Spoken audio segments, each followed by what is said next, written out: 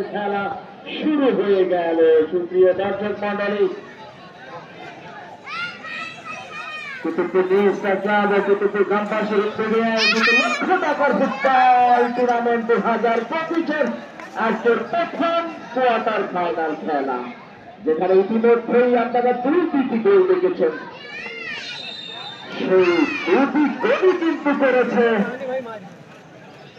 বৈরা football একাদশের পক্ষে সেই মেহেরপুরের শিমুল তরুণ উদীয়মান এই ফুটবলার দুর্দান্ত খেলে থাকেন। ফুটবলে স্ট্রাইকার পজিশনে প্রতিপক্ষের জন্য বিপদের কারণ হয়ে যায় এই শিমুল। আজকেও কিন্তু তার ব্যতিক্রম নয়।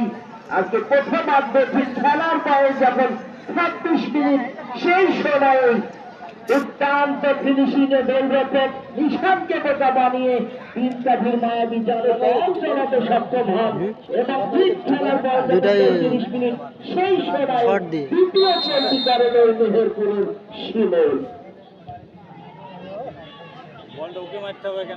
দ্বিতীয়ার্ধে শুরুতে আরো একবার জানিয়ে দিচ্ছি সুপ্রিয় দর্শক,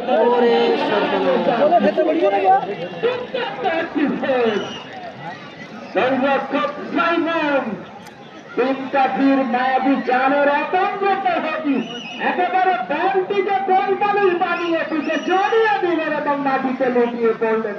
দুর্দান্ত গোলকিপিং, প্রশংসার দাবিদার।